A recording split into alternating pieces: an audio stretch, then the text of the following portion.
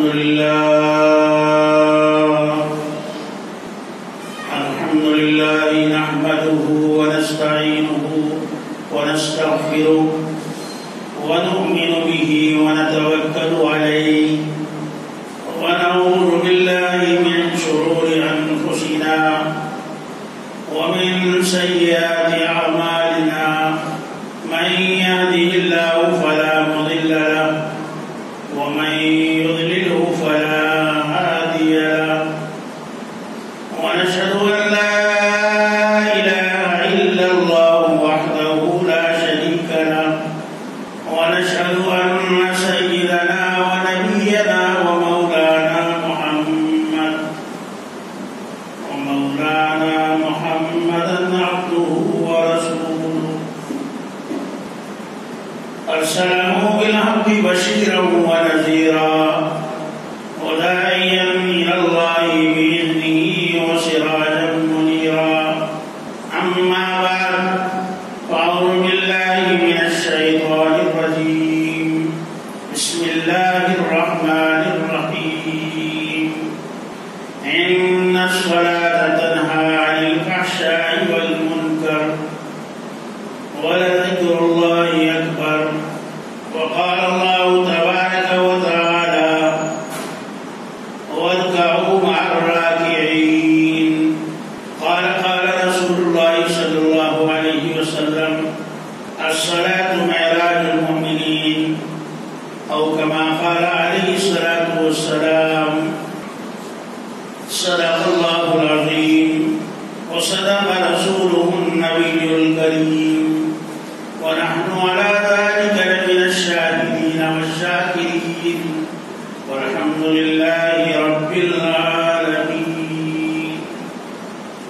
بزرگان محترم، نوجوانان اسلام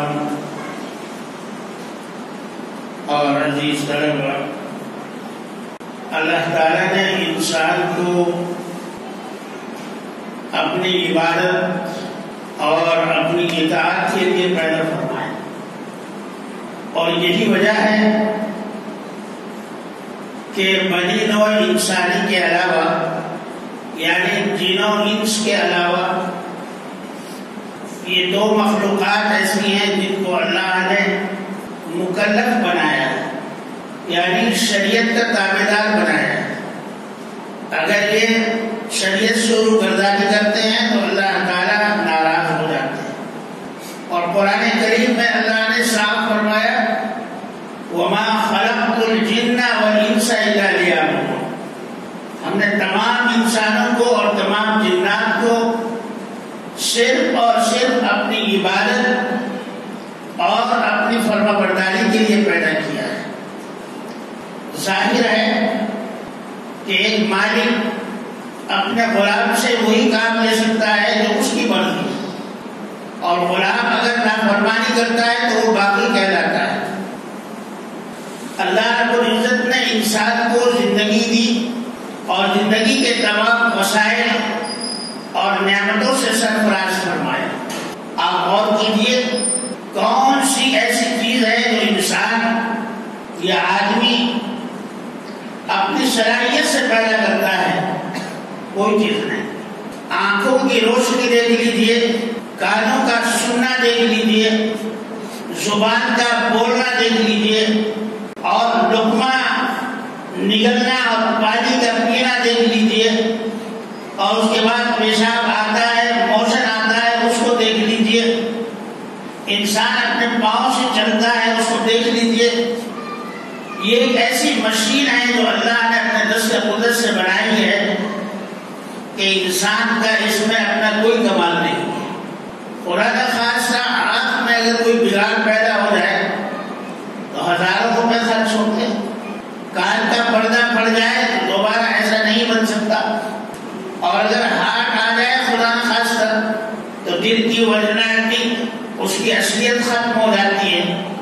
معلوم ہوا کہ ہر چیز اللہ نے بنائی ہے اور ہر چیز اللہ کے قدرت میں ہے۔ انسان ان چیزوں کا مالک نہیں ہے۔ آدمی یہ سوچتا ہے کہ میں نے اپنی صلاحیت سے مال جمع کیا، میں نے اپنی صلاحیت سے رشتے داروں میں، دوستوں میں عزت حاصل کی، میں نے جو ہے اپنے کاروبار کو بڑھایا، جس سماج میں میری عزت ہے، یہ سب کچھ میں نے اپنے بلبوتے پر کیا ہے، یہ ایسا سوچنا ہی غلط ہے۔ جو کچھ بھی ہوتا ہے وہ اللہ کی توفیق سے ہوتا ہے۔ اگر اللہ توفیق نہ دے تو یہ بندے کے بس کا کام نہیں ہے۔ ایک لقمے کا نگلنا بھی بندے کے بس کی بات نہیں ہے۔ اللہ جب چاہتے ہیں اور بیماری آتی ہے بندے کو تو ایک لقمہ کیا، ایک گھونٹ پانی بھی جو ہے واپس آ جاتا ہے۔ معلوم ہوا کہ یہ سب چیزیں اللہ کی تابعدار ہیں، ہم سب اللہ کے محتاج ہیں۔ یہ ہماری آنکھیں، یہ بھی اللہ کی محتاج ہے، یہ ہمارا دل، یہ بھی اللہ کے حکم کا محتاج ہے، یہ ہمارے کان، یہ بھی اللہ کے حکم کے محتاج ہیں، اور جتنی نعمتیں اللہ نے دی ہیں سب اللہ رب العزت کے حکم سے ملی ہوئی ہیں، اور اللہ تعالیٰ جب چاہے، جس وقت چاہے، ان ساری نعمتوں کو چھین سکتے ہیں۔ تو میں عرض کر رہا تھا کہ اللہ رب العزت نے انسان کو بنایا اپنی عبادت کے لیے، اور عبادت کا مطلب کیا ہے؟ عبادت کا مطلب ہے فرما برداری اور تابعداری۔ آپ کو ہر حال میں اللہ اور اس کے رسول کی اطاعت کرنا ہے۔ اطیع اللہ و اطیع الرسول، اللہ کی اطاعت اور اللہ کے رسول کی اطاعت ہر حال میں فرض ہے، ہر حال میں فرض ہے۔ یقیناً انسان پر شیطان کا غلبہ ہوتا ہے، نفس کا غلبہ ہوتا ہے، لیکن جس انسان کو یہ ادراک ہو جائے کہ مجھے مرنا ہے اور مجھے اللہ تعالی کے سامنے حاضر ہونا ہے، یقیناً وہ کوئی بھی گناہ کرنے سے پہلے 10 بار سوچے گا کہ مجھے یہ کرنا ہے یا نہیں کرنا ہے۔ میرے بھائیوں اور بزرگوں، یہ رمضان المبارک کا مہینہ جو اب قریب آنے والا ہے، شعبان کے آنے کا مطلب ہے کہ اب موسم آ گیا، سیزن آ گیا اس بات کا کہ ہمیں اپنے بستروں کو لپیٹ کر رکھ دینا چاہیے اور اللہ کی عبادت کے لیے کمر بستہ ہو جانا چاہیے۔ اس مبارک مہینے میں روزے زیادہ سے زیادہ رکھیں، قرآن کریم کی تلاوت کی جائے، تسبیحات کا انتظام ہو، اور اس کے ساتھ ساتھ اپنے اعمال پر غور و فکر ہو کہ میں اپنی زبان سے کیا کہہ رہا ہوں۔ کوئی لفظ ایسا تو نہیں جو اللہ کو ناپسند ہو۔ اگر کسی آدمی کو یہ معلوم ہو جائے کہ اس کے پیچھے CID لگی ہوئی ہے تو جو بھی بولے گا 10 مرتبہ سوچ کر بولے گا، ایسا نہ ہو کہ حکومت کے خلاف کوئی لفظ ہو جائے۔ اللہ تعالیٰ نے جو بندے کے ساتھ فرشتوں کو لگا رکھا ہے وہ اسی لیے ہیں تاکہ وہ انسان کے اعمال کو دیکھیں، پرکھیں اور لکھیں کہ انسان کیا کہہ رہا ہے، کیا سن رہا ہے، کیا بول رہا ہے، کیا سمجھ رہا ہے، اور کیا چھو رہا ہے، اور کیا کھا رہا ہے۔ یہ ساری چیزیں جو ہیں وہ لکھتے رہتے ہیں، اور یہی اعمال نامہ اللہ کے یہاں قیامت کے دن پیش ہو۔ نبی اکرم صلی اللہ علیہ وسلم نے ارشاد فرمایا، انسان جب کسی اچھی بات کو سوچتا ہے یا کسی اچھی بات کا، اچھے کام کا ارادہ کرتا ہے تو اس کا ثواب فرشتہ لکھنا شروع کر دیتا ہے۔ ابھی کیا نہیں ہے، کل ارادہ کرنے کا ہے، لیکن آج سے اس کا ثواب جاری ہو گیا۔ اور اگر کوئی برا کام کرتا ہے، کوئی غلط کام کرنے کا ارادہ کیا ہے تو بدی لکھنے والا فرشتہ جو ہے جب لکھنا چاہتا ہے تو دانے طرف کا فرشتہ اس کا ہاتھ روک دیتا ہے کہ ابھی ٹھہرو، ابھی گناہ کیا نہیں ہے، جب کرو گے جب لکھنا۔ اور جب گناہ ہو جاتا ہے تو فرشتہ پھر اس گناہ کو لکھتا ہے، تو پھر دانے والی طرف کا فرشتہ کہتا ہے کہ نہیں، ابھی تھوڑا سا موقع دو، ہو سکتا ہے کہ یہ توبہ کر لے، ہو سکتا ہے کہ یہ توبہ کر لے۔ اگر خدا نہ خواستہ توبہ نہیں کی تو پھر جو ہے مجبوراً گناہ کو لکھا جاتا ہے، اور اگر گناہ کرنے کے بعد استغفار کر لیا تو اس گناہ کو بھی مٹا دیا جاتا ہے۔ تو ہمارے لیے اللہ نے بڑی آسانیاں رکھی ہیں۔ ایک تو گناہوں کے پتلے ہیں ہی پہلے ہی سے، لیکن اگر گناہ ہونے کے بعد بھی اللہ تعالیٰ سے توبہ اور استغفار کر لیں تو اللہ تعالیٰ گناہوں کو مٹا دیتے ہیں۔ تو یہ جو مبارک مہینہ جو چل رہا ہے، جس کو ہم شعبان کہتے ہیں، یہ اللہ کی عبادت کا مہینہ ہے۔ اللہ کے نبی نے فرمایا کہ شعبان میرا مہینہ ہے اور رمضان اللہ تعالیٰ کا مہینہ ہے۔ اس مبارک مہینے میں میرے اور آپ کے آقا سرور کائنات تاجدار دو عالم احمد مصطفیٰ محمد مصطفیٰ زور سے کہیے صلی اللہ علیہ وسلم عبادت کا خاص اہتمام فرماتے تھے۔ اما عائشہ فرماتی ہیں کہ اگر سال میں کبھی نماز چھوٹ جائے تو اس مہینے میں پوری کر لو، اور اگر خدا نہ خواستہ کوئی روزے کی نیت کر رکھی تھی اور وہ روزے نہیں کیے گئے رکھے گئے تو اس مہینے میں رکھ لو، اور اگر کسی کے رمضان میں گزشتہ رمضان میں روزے چھوٹ گئے تھے تو وہ شعبان میں پورے کر لے، تاکہ آنے والے مہینے میں اللہ تبارک و تعالیٰ پورا اجر عطا فرمائے، پورا اجر عطا فرمائے۔ میرے بھائیوں، سب سے اہم عبادت جو ہے وہ نماز ہے، جو 24 گھنٹے ادا کی جاتی ہے۔ کبھی آپ ظہر کی ادا کرتے ہیں، کبھی عصر کی ادا کرتے ہیں، کبھی مغرب ہے، کبھی عشاء ہے، کبھی تہجد ہے، کبھی فجر ہے، کبھی اشراق ہے، کبھی چاشت ہے، جی کبھی اوابین ہے، کبھی صلاۃ التوبہ ہے۔ یہ ہر وقت آپ اللہ کو یاد کر سکتے ہیں، ہر وقت آپ اللہ تعالیٰ کو پکار سکتے ہیں۔ اسی لیے اللہ نے فرمایا الصلاۃ معراج المؤمن، نماز مسلمان کی معراج ہے، اور نماز میں جب انسان نماز پڑھتا ہے تو گویا اللہ تعالیٰ سے چپکے باتیں کرتا ہے۔ کہتے ہیں نا کہ راز و نیاز کی باتیں ہوتی ہیں۔ اگر انسان کو نماز میں حقیقتاً مزہ آنے لگے تو نماز سے بڑھ کر کوئی عبادت نہیں۔ کیا وجہ ہے کہ نبی کریم صلی اللہ تعالیٰ علیہ وسلم اور صحابہ کرام راتوں رات کھڑے رہتے تھے،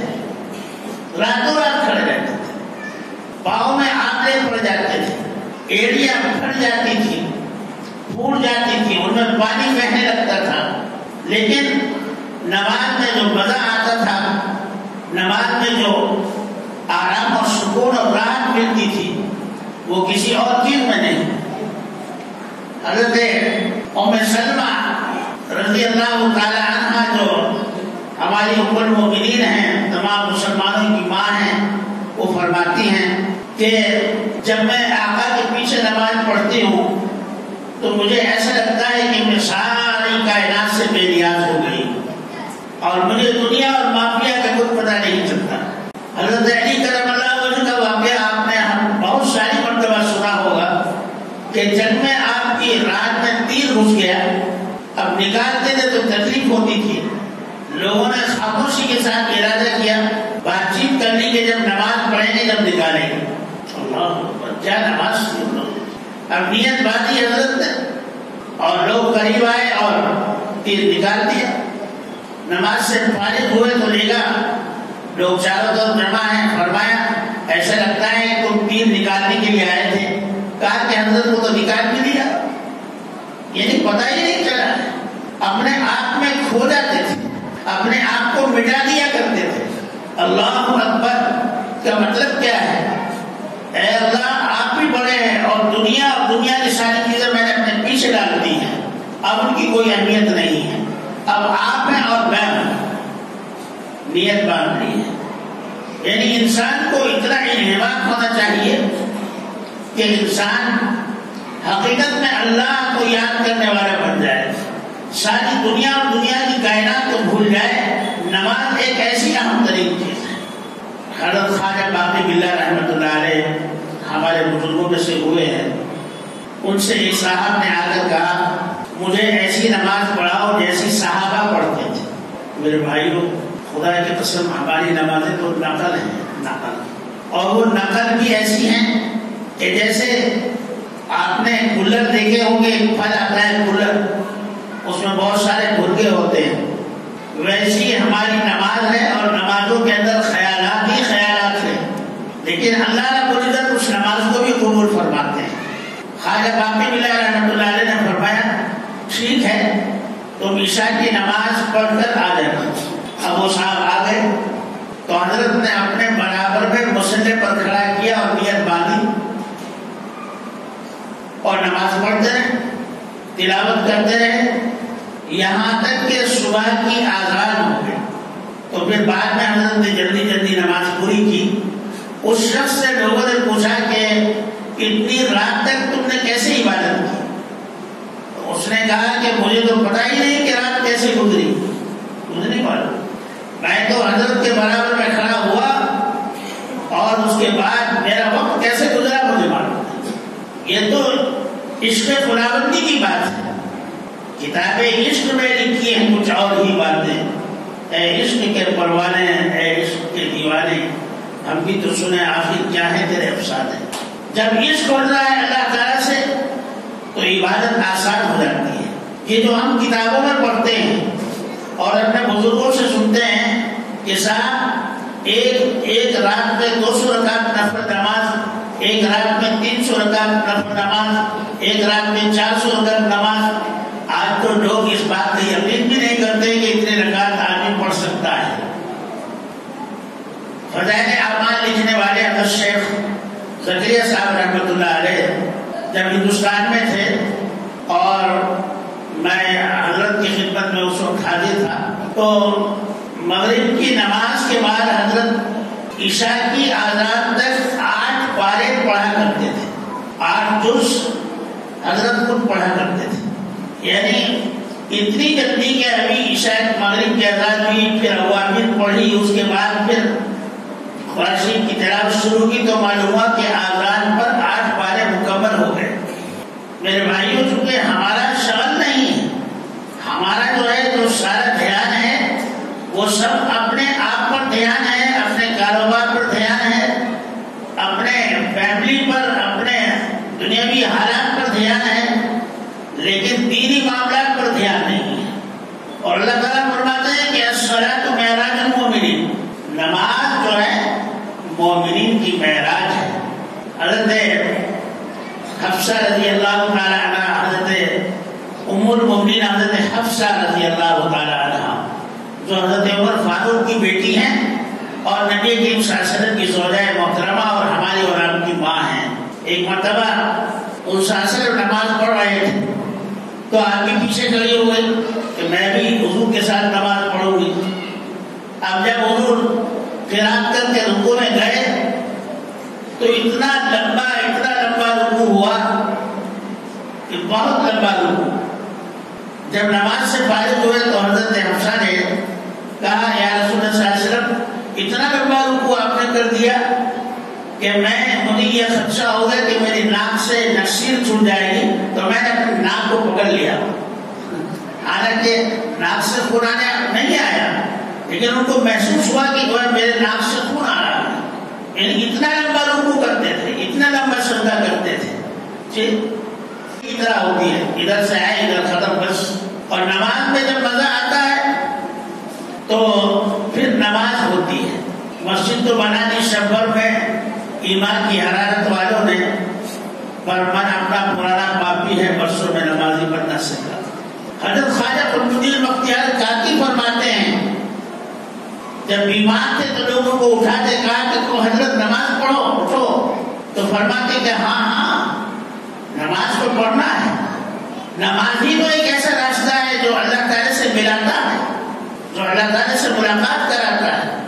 اور آپ نے بارہا سنا ہے سیدنا امیر المؤمنین حضرت عمر فاروق رضی اللہ تعالیٰ عنہ کو جب برچہ مار دیا اور آپ کا پیٹ چاک ہو گیا اور کوئی بھی کھانے پینے کی چیز دوا بھی آپ کے پیٹ میں نہیں ٹھہرتی تھی تو آپ پر غشی طاری ہو جاتی تھی، بین النوم کی حالت میں چلے جاتے تھے۔ جب نماز کا وقت ہوتا ہے تو جگاتے امیر المؤمنین نماز پڑھی ہے۔ ہمارے یہاں کیا ہوتا ہے، گھر میں بڑے آدمی کو نماز کا وقت ہو گیا ہے تو جگاتے نہیں جی سونے دو، یجمان کی طبیعت برابر نہیں ہے۔ یہاں تو برابر نہیں ہے یجمان کی طبیعت، جب وہاں ڈنڈے لگیں گے تب پتہ چلے گا یجمان کا کیا حال ہے۔ یہ محبت جو ہے ہماری ناجائز ہے، یہ محبت نہیں ہے، یہ دشمنی ہے۔ حضرت عمر فاروق رضی اللہ تعالیٰ کو اٹھایا جا رہا ہے، اٹھو حضرت نماز پڑھو۔ ابھی اتنی طاقت نہیں ہے کہ آپ بیٹھ سکیں، اتنی طاقت نہیں کہ وضو بنا سکیں، اتنی طاقت نہیں کہ آپ جو ہیں بغیر سہارے کے بیٹھ سکیں، لیکن اس کی حالت میں بھی آپ تیمم فرماتے ہیں اور کہتے ہیں کہ ہاں ضرور نماز پڑھنی چاہیے اور نماز پڑھوں گا۔ جو آدمی نماز نہ پڑھے اس کا دین میں کوئی حصہ نہیں، اس کا دین میں کوئی حصہ نہیں۔ ایک صاحب جو ہے مجھے کہہ رہے تھے، غیر مسلم تھے، وہ کافی دن پرانی بات ہو گئی، کہنے لگے کہ آپ کے یہاں جتنے آدمی جمعہ کی نماز میں ہوتے ہیں اتنے آدمی جب فجر کی نماز میں ہونے لگیں گے تو مسلمانوں کی حکومت آ جائے گی۔ میں نے ابھی بات تو آپ سے ہی کہہ رہے ہیں۔ اس نے کہا کہ صبح کی نماز میں آپ کے یہاں لوگ کم ہوتے ہیں، عشاء کی نماز میں لوگ کم ہوتے ہیں، اور اس نے کہا کہ جمعہ کی نماز میں جتنے لوگ ہوتے ہیں صبح کی نماز میں اتنے ہی لوگ ہوں گے تو انشاءاللہ تعالیٰ مسلمانوں کی حکومت آ جائے گی، یعنی 100% نمازی بن جائے گا۔ ہر محلے میں مسجدیں بڑی بڑی ہیں نظر آتی ہیں، لیکن سچی بات یہ ہے کہ اگر گھر کے لوگ مسجد میں آنے لگے، ہر گھر سے آدمی، تو مسجد میں جگہ نہیں ملے گی۔ رمضان میں آخری جمعہ میں کہاں سے لوگ آتے ہیں؟ تراویح کی 26ویں میں نمازی کہاں سے آ جاتے ہیں؟ جبکہ آسمان سے برستے ہیں؟ نہیں، وہی لوگ جو ہم اور آپ رہتے ہیں۔ آپ دنوں میں آپ مسجد کا رخ نہیں کرتے اور جب خاص دن ہوتا ہے تو مسجد کا رخ کرتے ہیں۔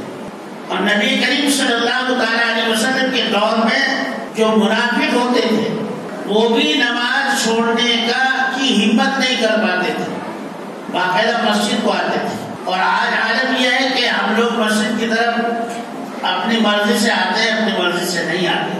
اللہ تبارک و تعالیٰ نے فرمایا کہ الصلاۃ عماد الدین، نماز دین کا ستون ہے، نماز دین کا ستون۔ نبی کریم صلی اللہ تعالیٰ علیہ وسلم جب معراج پر تشریف لے گئے تو 5ویں آسمان پر حضرت موسیٰ سے ملاقات ہوئی۔ حضرت موسیٰ نے فرمایا کس لیے آنا ہوا؟ کہا کہ اللہ کا حکم ہے، اللہ نے بلایا، آ گیا۔ کہا کہ جب واپس آؤ گے تو ضرور ملنا، واپس آؤ گے تو ضرور ملنا۔ تو نبی کریم صلی اللہ علیہ وسلم جب عرش الہی پر پہنچتے ہیں اور وہاں اللہ تبارک و تعالیٰ آپ کو امت کے لیے تحفہ دیتے ہیں نماز کا، 50 وقت کی نماز، تو نبی کریم صلی اللہ علیہ وسلم خوشی خوشی اس تحفے کو لے کر آتے ہیں۔ جب 5ویں آسمان پر پہنچتے ہیں تو موسیٰ علیہ السلام پوچھتے ہیں کہ بتاؤ کیا ہوا؟ کہا کہ اللہ تعالیٰ نے بہت انعام فرمایا، بڑا اکرام فرمایا اور 5 وقت کی نماز میری امت کو عطا فرمائی۔ تو موسیٰ علیہ السلام کہنے لگے یہ کیا ہوا؟ میری امت پر تو 2 وقت کی نماز فرض تھی، وہی نہیں پڑھتی تھی، اور آپ 50 وقت کی نماز کیسے پڑھیں گے؟ لہذا واپس جاؤ اور کم کرا کر آؤ۔ نبی کریم صلی اللہ علیہ وسلم پر اللہ تعالیٰ کی محبت کا غلبہ تھا، تو اللہ نے جو دیا وہ لے دیا، اس کے بارے میں نہیں سوچا کہ کیا ہوگا۔ موسیٰ علیہ السلام کے سمجھانے پر سمجھ میں آئی بات کہ واقعی جب 2 وقت کی نماز موسیٰ کی قوم نے نہیں پڑھی تو میری قوم 50 وقت کی نماز کیسے پڑھے؟ آپ واپس ہوئے تو اللہ نے 5 نمازیں کم کر دی، 45 رہ گئی۔ پھر آئے، پھر موسیٰ نے کہا ارے بھائی 45 بھی نہیں پڑھی جائے گی، واپس اور کم کرا کر لاؤ۔ یہاں تک کہ 9 مرتبہ آپ آئے اور گئے اور ہر مرتبہ 5 نمازیں کم کی، یہاں تک کہ 5 نمازیں رہ گئی۔ تو موسیٰ علیہ السلام نے کہا کہ ابھی بھی یہ بہت زیادہ ہے، اس میں بھی کم کراؤ۔ تو میرے اور آپ کے آقا نے فرمایا اب ان 5 میں سے بھی کم کراؤں گا تو رہے گا کیا؟ کچھ نہیں رہے گا۔ تو مجھے شرم آتی ہے، میں اللہ کے پاس اس چیز کو لے کر نہیں جاتا ہوں۔ تو اللہ تعالیٰ نے فرمایا کہ ہمارے محبوب ہم نے تمہیں 5 وقت کی نماز دے دی، لیکن 5 وقت کی نماز میں 50 نمازوں کا ثواب رکھ دیا۔ ایک نماز پڑھو گے تو 10 نمازوں کا ثواب، اور 2 نماز پڑھو گے 2 وقت کی تو 20 نمازوں کا، اور 3 وقت کی پڑھو گے تو 30 نمازوں کا، اور 4 وقت کی پڑھو گے 40 کا ثواب، اور 5 وقت کی پڑھو گے تو 50 نمازوں کا ثواب۔ تو اللہ تعالیٰ نے 5 وقت کی نماز متعین فرما دی۔ اب ہمارے یہاں بھی عجیب و غریب معاملات ہیں، کچھ لوگ ایسے ہیں جو طریقت والے کہلاتے ہیں۔ میں اللہ جانتا ہے کسی کو تنقید نہیں کرتا ہوں، میرا مزاج کسی کو بھی حقیر جاننا کسی مومن اور مسلمان کو بالکل نہیں، لیکن ایمان کو خراب کرنے والی اور برباد کرنے والی باتیں جو ہے اس کا تعلق ہونا چاہیے۔ اتفاق سے ایک مرتبہ ایسا ہوا کہ میرا یہاں وانی ولاس ہاسپٹل جانا ہوا، کسی مریض کا انتظار تھا، وہ اندر تھا تو ہم لوگ پارک میں بیٹھ گئے، سردی کا موسم تھا، تو وہاں کچھ لوگ طریقت والے بھی بیٹھے ہوئے تھے پارک میں۔ اب انہوں نے مجھے دیکھا کہ بھائی یہ تو کوئی مولوی لگ رہا ہے، تو بولے کیا رے بابا، یہ طریقت والے جو ہے یہ سب سے زیادہ اللہ کو یہی پیارے ہیں، یہ شریعت والے جو ہیں بیکار لوگ ہیں، مر گئے مردود فاتحہ نہ درود۔ میں خاموش بیٹھا رہا کیونکہ نہیں بولے تو ان سے کوئی کام نہیں تھا۔ اب مجھے سنا کر انہوں نے کہا، مجھے پیر صاحب بیٹھے ہوئے تھے، ان کے مریدین بیٹھے ہوئے تھے پارک میں، مریدین نے کہا ہو بابا صحیح سچ بول رہے ہیں تمہیں، تو پیر صاحب بولے جی تم نے ایک نقطہ بتاتا ہوں۔ بولو صاحب کیا نقطہ ہے؟ نقطہ کیا ہے؟ اللہ صاحب حضور کو 50 وقت کی نماز دے ڈالے۔ اب یہ 50 وقت کی نماز تو نہیں پڑھ سکتے تھے، اس واسطے اس کے 2 حصے کر ڈالے۔ 5 وقت کی نماز شریعت والوں کو دے دیے اور نقطہ کس کو دیے؟ بولو جی۔ تو خاموش رہے مریدین نے کہا نہیں بابا تمہیں بولو کیا ہے؟ بولے جی وہ نقطہ ہم نہ دیے، وہ نقطہ ہم نہ دیے، تو شریعت والوں کو 5 وقت کی نماز اور طریقت والوں کو نقطہ، یعنی کیا بھی نہیں، بس آرام سے رہو۔ او بابا سچ بولے تو سب صاحب۔ تو دیکھیے شیطان انسان کو کتنا ورگلاتا ہے۔ ارے بھائی نقطے میں تو کچھ ہے ہی نہیں، وہ جو زیرو ہے وہ تو زیرو ہی ہے، اس سے تو ہیرو نہیں بن سکتا آدمی۔ تو اب کچھ لوگ ایسے ہیں جو ذاکرین ہیں، کچھ لوگ ایسے ہیں جو طریقت والے کہتے ہیں نہیں بس نماز نہیں ہے، اللہ کا ذکر کرتے رہو۔ ارے میرے بھائیوں، جب تک نماز جو میرے آقا کو پسند تھی، آپ کے اور میرے آقا کو، اگر اس نماز کی ہم نقل بھی نہیں کرتے تو پھر اور کیا کریں؟ حضور اکرم صلی اللہ علیہ وسلم نے صاف فرما دیا، نماز میری آنکھوں کی ٹھنڈک ہے، اور تمہاری دنیا میں سے مجھے 3 چیزیں پسند ہیں۔ تمہاری دنیا میں سے مجھے 3 چیزیں پسند ہیں، ایک خوشبو، دوسری عورت یعنی بیوی، اور تیسری نماز۔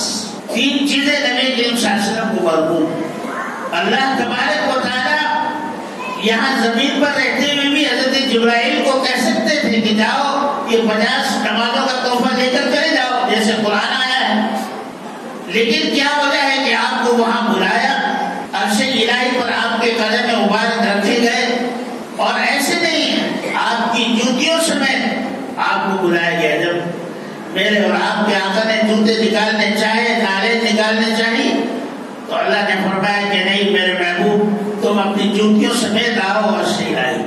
جب سے یہ بنا ہے اس کو قرار نہیں ہے، ہل رہا ہے، اور یہ تمہارے جوتوں کی خاک سے اس کو قرار آ جائے گا۔ اللہ کیا مقام ہے میرے نبی کا۔ بہرحال نبی کریم صلی اللہ علیہ وسلم کے بعد صحابہ کے بھی یہی معمول تھا۔ ایک مرتبہ حضرت عبداللہ ابن عمر امیر معاویہ کے مہمان بنے، تو شعر و شاعری کا بڑا شوق تھا، تو شعراء کو بلایا، خوب اشعار سنے، خوب جو ہے دن بھر مجلس رہی۔ تو امیر معاویہ کی اہلیہ نے کہا کہ ہے تو یہ عمر کا بیٹا، اور دیکھو کیسے شعر و شاعری میں لگا ہوا ہے۔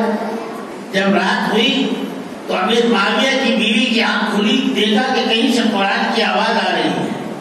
پہلے تو سوچتی رہی کہاں سے آواز آ رہی، پھر دیکھا کہ شاید مہمان خانے میں کوئی قرآن پڑھ رہا ہے، تو وہاں آئی، چھانپ کر دیکھا تو عبداللہ ابن عمر قرآن پڑھ رہے ہیں۔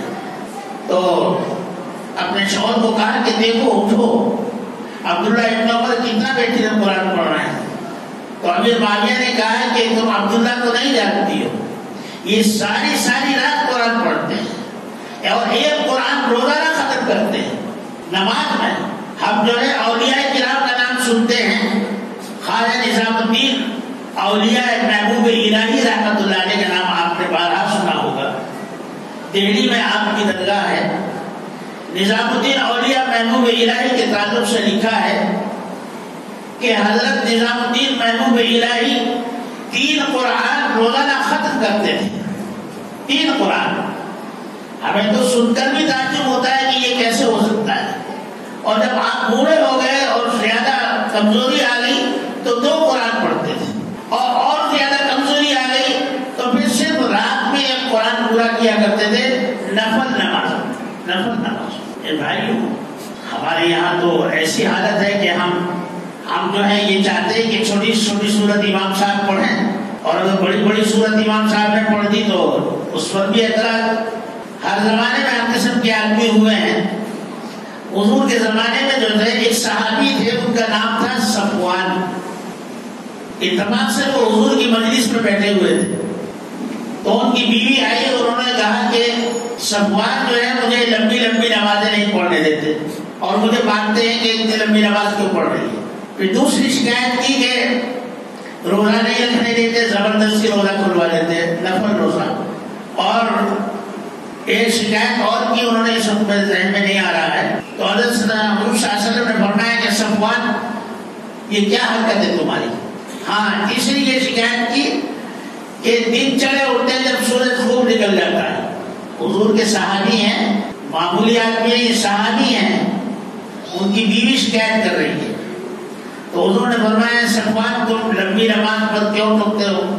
کہا یا رسول اللہ صلی اللہ علیہ وسلم اگر میں اس کو نہ ٹوکوں اور یہ نہ کہوں تو یہ ساری رات نماز میں کھڑی رہے گی, اس لیے میں اس کو کہتا ہوں کہ چھوٹی نماز پڑھ, میری بھی تو ضروریات ہیں. تو حضور نے فرمایا بھائی چھوٹی نماز پڑھ لیا کرو.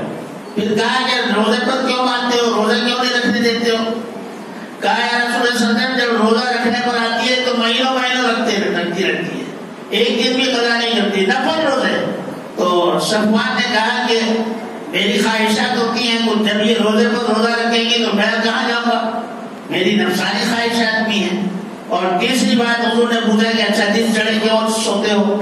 کہا یا رسول اللہ صلی اللہ علیہ وسلم آپ کو معلوم ہے کہ ہمارا خاندان جو ہے, دیکھیے حضور صلی اللہ علیہ وسلم نے کس طرح سے آغاز فرمایا. آج ہم ہر آدمی پر فتویٰ لگا دیتے ہیں کہ بھئی وہ ایسا ہے, وہ ایسا ہے. حضور صلی اللہ علیہ وسلم سے کہا یا رسول اللہ صلی اللہ علیہ وسلم آپ کو معلوم ہے کہ ہمارا خاندان جو ہے دیر تک سونے کا عادی ہے, لہذا ہمارے خاندان میں کوئی بھی جو ہے سورج نکلنے کے بعد سے پہلے کوئی نہیں اٹھتا, سب بعد میں اٹھتے ہیں. تو اس صاحب کو ہنسی آ گئی اور آپ نے فرمایا اچھا صفوان جب تمہاری آنکھ کھل جائے بھلے ہی نماز قضا ہو جائے لیکن نماز پڑھ لیا کرو, نماز ضرور پڑھ لیا کرو. یہ گنجائش ایسے لوگوں کے لیے بھی ہے, یہ بات نہیں ہے. لیکن میرے بھائیوں نماز سے محبت ہر حال میں ہے. نماز قضا ہو گئی تو نماز پڑھ لو, نماز کبھی قضا نہیں ہوتی. یہ ہمارے انڈیا میں, ہمارے ہندوستان پاکستان میں کہتے تھے نماز قضا ہو گئی. عربوں میں نہیں ہے. وہاں عربوں میں تو یہ ہے کہ فجر کی نماز چھٹی تو ظہر سے پہلے پڑھ لیتے ہیں, ظہر کی چھٹی عصر سے پہلے پڑھ لیتے ہیں. وہاں قضا کا کوئی معاملہ نہیں ہے. ہمارے یہاں قضا بھی ہے, قضا عمری بھی ہے, پتہ نہیں کیا کیا ہے. وہاں تو عربوں میں دستور ہے کہ جو آدمی نماز نہ پڑھے مطلب کیا ہے اس کا مسلمان ہونے کا, اور عمر قضا ہونے کا مطلب ہی کچھ نہیں ہے. کھانا کیوں قضا نہیں ہوتا, پہننا کیوں قضا نہیں ہوتا, کاموں پہ کیوں قضا نہیں ہوتی. جب ہر چیز جو ہے وقت پر کی جاتی ہے تو نماز کیوں نہیں ہوتی ہے. نماز کے قضا کرنا کوئی مسئلہ نہیں ہے. اس لیے میرے بھائیوں یہ مبارک مہینہ جو ہے یہ عبادت کا مہینہ ہے, اور نمازوں کو اور تلاوت کو اور اس کے بعد جو ہے ذکر و اذکار کو خوب پابندی کے ساتھ کرنا چاہیے تاکہ آنے والے رمضان میں اللہ تبارک و تعالی ہماری بخشش کے اور پوری امت کی بخشش کے سامان فرمائے. وآخر دعوانا ان الحمد للہ رب العالمین.